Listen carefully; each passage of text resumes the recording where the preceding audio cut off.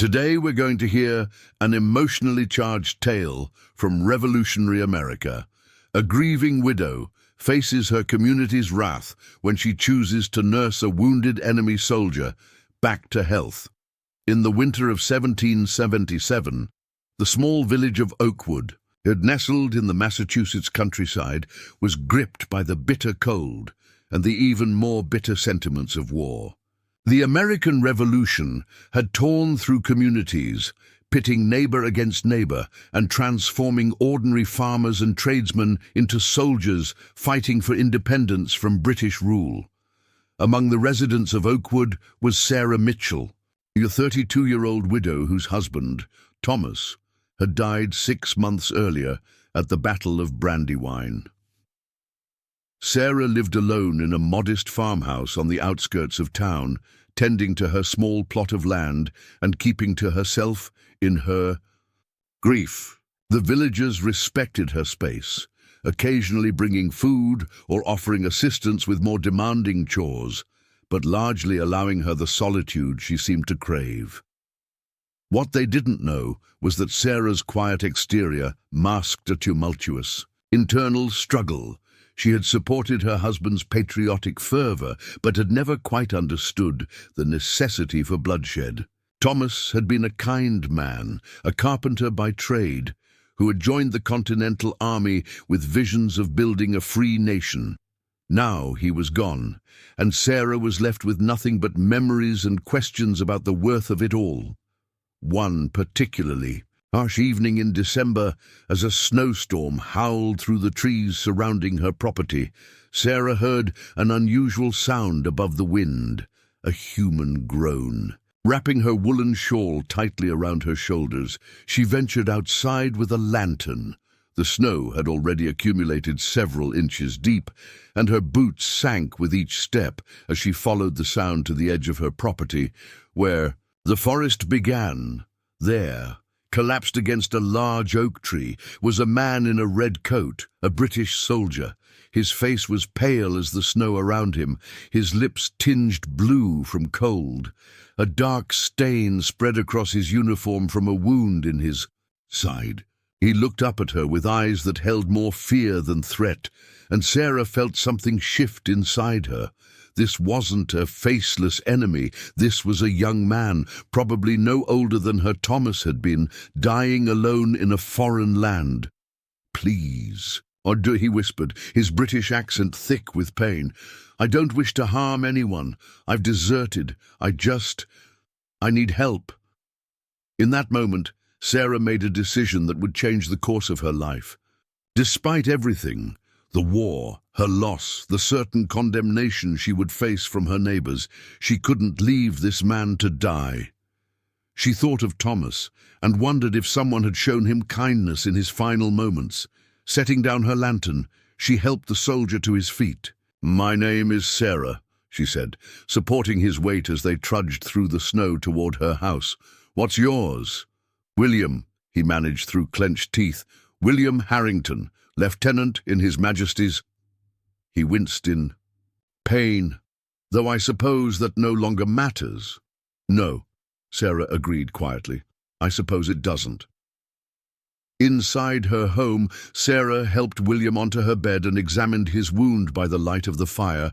He had been shot, the bullet passing through his side. The wound wasn't immediately fatal, but infection had begun to set in. Drawing on knowledge passed down from her mother, Sarah cleaned the wound with boiled water and herbal tinctures, then bound it tightly with clean linen. William passed out from the pain during her ministrations, which was a blessing. When he was finally resting somewhat comfortably, Sarah sat in her rocking chair by the fire and contemplated what she had done. Harboring a British soldier, even a deserter, was treason. If discovered, she could face imprisonment or worse. The people of Oakwood, many of whom had lost loved ones to British forces, would see her actions as the ultimate betrayal. Yet, looking at the young man's face, peaceful in sleep, Sarah couldn't bring herself to regret her choice. There had been enough death. If she could save one life, enemy or not, perhaps it would bring some meaning to Thomas's sacrifice. For the next several days, Sarah nursed William back from the brink. His fever raged, and there were times when she feared he wouldn't survive, but gradually his strength began to return. When he was lucid, they talked. William was from a small village in Yorkshire, the son of a blacksmith. He had joined the army seeking adventure and to make his family proud. Like many British soldiers, he had arrived in America expecting a swift victory over an undisciplined rebellion. Reality had proven far different. "I didn't want to kill any more," he confessed one evening as Sarah changed his bandages. "And the man I shot at Lexington, he looked just like my brother. I saw his face fall, and something broke inside me." He looked up at her, his eyes haunted. "I've been running ever since, not just from the army, but from what I've done." Sarah understood guilt. She had her own, for the argument she'd had with Thomas the morning he left, for the letter she never sent apologizing, for the relief she'd briefly felt at not having to worry about his safety anymore, right before the crushing realization that he was truly gone forever. "We all carry burdens," she told William. "Some are just more visible than others." As January wore on, William's recovery progressed, but so did Sarah's isolation. To protect her secret, she had to limit her visits to town, making excuses about illness or bad weather when neighbors came calling. The few times she ventured into Oakwood for supplies, she sensed a change in how people regarded her. Whispers followed her through the general store. Had someone seen William, or was it simply her withdrawal from community life that had aroused suspicion? One afternoon, as she was returning from town with flour and medicine hidden in her basket, Sarah encountered Jacob Winters, the town's militia captain and a former friend of Thomas. He blocked her path, his expression grim. "Sarah," he said, tipping his hat with false politeness, "we've missed you at the town meetings." "I've been unwell," she replied, trying to keep her voice steady. "Winter has never agreed." "With me?" Jacob studied her face. "Strange, then, that smoke rises from your chimney at all hours, and that you're buying more supplies than a single woman would need." Sarah's heart pounded, but she maintained her composure. "A grief is a cold companion, Jacob. I keep the fire going for comfort, and I stock extra supplies because traveling to town has become difficult for me." Jacob's eyes narrowed. "There are rumors, Sarah. Strange noises from your property." "A man's voice? Perhaps it's Thomas's ghost," Sarah said with a bitter smile. "Come to remind me of what this war has cost." The captain's face softened slightly. "Thomas was my friend. I would not see his memory dishonored." "Nor would I," Sarah replied firmly. "Now, if you'll excuse me, the day grows late." Jacob stepped aside, but his warning was clear. "We're watching, Sarah. These are dangerous times for those whose loyalties are uncertain." As she hurried home, Sarah knew their time was running out. William was stronger now, capable of short walks around the house. They needed to formulate a plan for his departure, but where could he go? The countryside was crawling with patriot militias, and the British forces were too far away. Even if he could reach them, he would face court-martial for desertion. That evening, as they sat by the fire discussing possibilities, a sharp knock came at the door. Sarah froze, her eyes meeting William's in alarm. Without a word, he rose and moved silently to the back room, a hiding place they had prepared. "For such a moment, are you enjoying our story? Tell us where you're watching our videos from. Leave your city in the comments and let us know what other stories you'd like to hear. Suggest a historical period or theme for our next narrative." Sarah composed herself and opened the door to find Reverend Clark, the village minister, standing on her porch. Unlike Jacob, the Reverend's presence didn't immediately signal danger. He had been a frequent visitor during the early days of her widowhood, offering spiritual comfort. "Reverend," Sarah greeted him, relief evident in her voice. "Please come in from the cold." The elderly minister stepped inside, removing his hat and warming his hands by the fire. His kind eyes studied Sarah's face. "I've come to check on you, my dear. Your absence from church services has been noticed." Sarah busied herself preparing tea. "As I told Jacob Winters, I've been unwell." "Yes, he mentioned your encounter." The Reverend accepted the steaming cup she offered. "Sarah, I've known you since you were a child. Your father was my dearest friend. If something is troubling you, beyond your grief for Thomas, I hope you know you can confide in me." The warmth and sincerity in his voice nearly broke Sarah's resolve. How desperately she wanted to unburden herself, to share the moral quandary that had consumed her these past weeks. But she couldn't risk William's life, even for her own peace of mind. "I'm finding my way, Reverend," she said carefully. "Grief takes strange paths. Sometimes I need solitude to make sense of it all." The Reverend nodded thoughtfully. "The Lord works in mysterious ways, Sarah. Sometimes our greatest tests lead to our greatest growth." He sipped his tea, then added, almost casually, "You know, I was thinking recently of the parable of the Good Samaritan, how Christ taught us that our neighbor, the one we are commanded to love, may be the very person our society tells us to despise." Sarah's hand trembled slightly as she set down her cup. Did he know? Was this a trap or a message of support? "A challenging teaching," she managed to say. "Indeed." The Reverend stood, preparing to leave. "Especially in times of war, when we are told our enemies are less than human. But I have always believed that true patriotism lies not in blind hatred, but in upholding the ideals upon which our struggle for liberty is based, including the dignity of all human life." He moved toward the door, then paused. "Whatever burden you carry, Sarah, remember that compassion is never treason against God, whatever men might say." After the Reverend left, Sarah stood frozen by the door, his words echoing in her mind. When William emerged from hiding, he found her in tears. "He knows," she whispered, "or at least he suspects." William's face was grave. "Will he report us?" Sarah considered the question. "No," she finally said. "I don't think so, but others might not be so understanding." That night, as a fresh snowstorm descended on Oakwood, they made their decision. William couldn't stay, but he couldn't simply walk away either. He needed safe passage to somewhere he could start anew, perhaps Canada, where loyalist sympathies still ran strong in some areas. Sarah knew of a network of Quakers several towns over who opposed the war on principle and had been known to help deserters from both sides escape the conflict. "I'll take you there," she told William. "We'll leave tomorrow night under cover of darkness." William shook his head.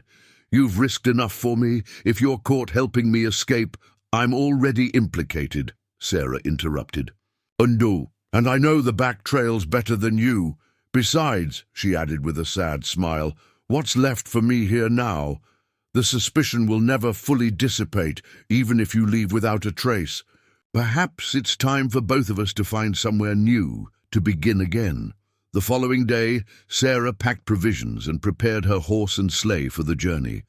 She wrote a letter to Reverend Clark, not explaining her actions but thanking him for his ministry and asking him to look after her property until she returned, if she returned. As dusk fell, they were nearly ready to depart when the sound of multiple horses approaching reached them.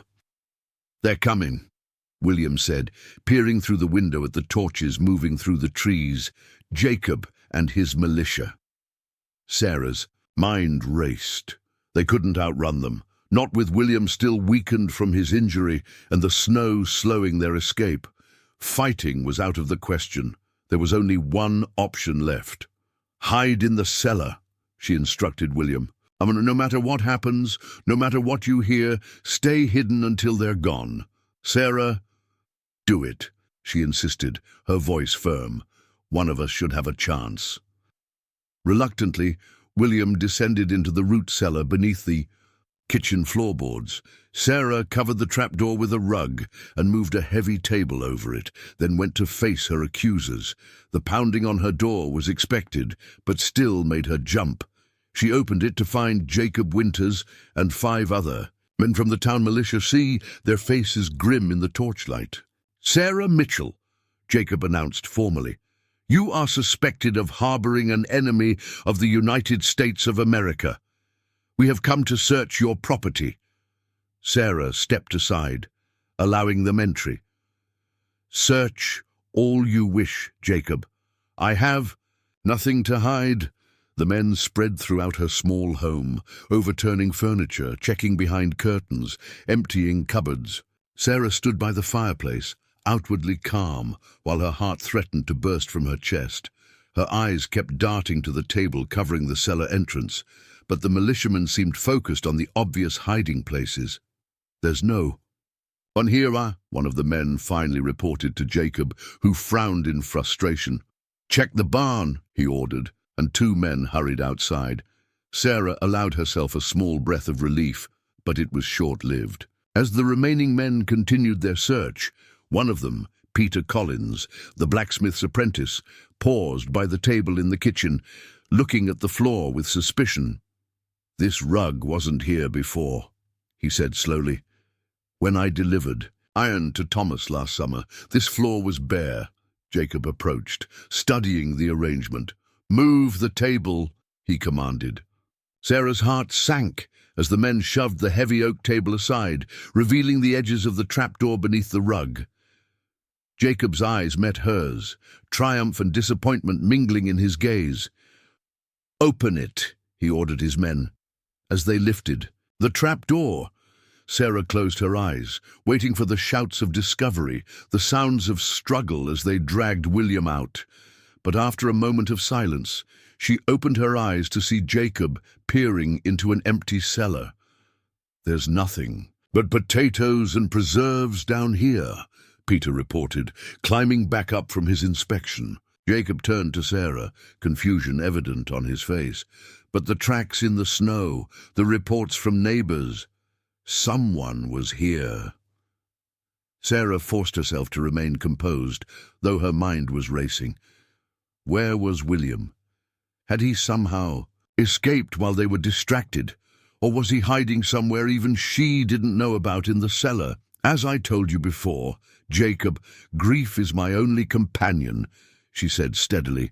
"Now, if you've satisfied your suspicions, I would appreciate it if you and your men would leave my home and begin repairing the damage you've caused."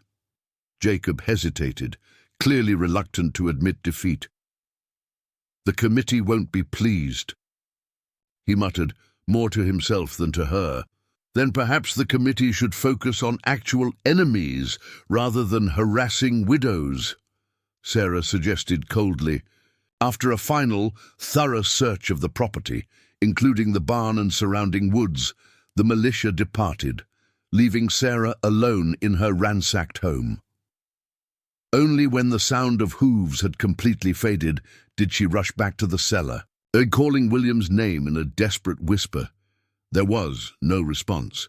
A thorough search of the cellar revealed a narrow crawl space behind her preserves shelf, leading to a small, rough-hewn tunnel that emerged in the woods behind her property. Sarah had never known of its existence. Presumably Thomas had created it as a potential escape route and never mentioned it to her. For 3 days, Sarah waited, hoping William would return, but there was no sign of him. Had he escaped? Been captured elsewhere? Or had he simply taken the opportunity to disappear, as he had been planning to do all along? The uncertainty gnawed at her, but life in Oakwood continued. The suspicions against her gradually subsided as no further evidence of her treason emerged, though her relationship with her neighbors remained strained. Spring arrived, melting the snow and revealing the first green shoots of new life. Sarah worked her land alone, finding solace in the rhythms of planting and tending. She had almost resigned herself to never knowing William's fate, when a letter arrived, delivered by a traveling merchant passing through town. The letter bore no signature, but Sarah recognized the handwriting immediately. William had made it to Canada. He had found work as a carpenter's apprentice in a small town near Montreal, where his British accent raised no suspicions. He was safe, he was healing, and he was grateful beyond words for what she had done for him. At the bottom of the letter was a postscript. If ever you find yourself in need of a new beginning, there is a place for you here. Sarah read the letter multiple times, then carefully burned it in her fireplace. For weeks afterward, she contemplated his offer. There was little left for her in Oakwood.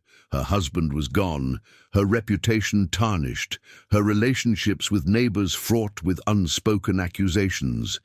Yet this was her home, the only place she had ever known. In June, as summer bloomed across Massachusetts, Sarah made her decision. She approached Reverend Clark after Sunday service and asked to speak with him privately. In his study, she told him everything, finding William, nursing him back to health, the night of the malicious search, and the letter from Canada. The elderly minister listened without judgment, nodding occasionally. When she finished, and he took her hands in his. You showed mercy when others would have shown hatred. You saw a human being where others saw only an enemy. Thomas would be proud of the courage you've shown, Sarah. I'm leaving Oakwood, she told him. I've arranged to sell the farm to the Petersons. They've been looking to expand their holdings. And where will you go? The Reverend asked, though his knowing smile suggested he already had a good idea. North, Sarah replied simply, to start again. 2 weeks later, Sarah Mitchell departed Oakwood with only what she could carry in a single wagon. The journey to Canada was long and not without dangers, but each mile took her closer to something she hadn't felt since Thomas died. Hope. She found William in the small Canadian settlement he had described, working on the frame of a new meeting house.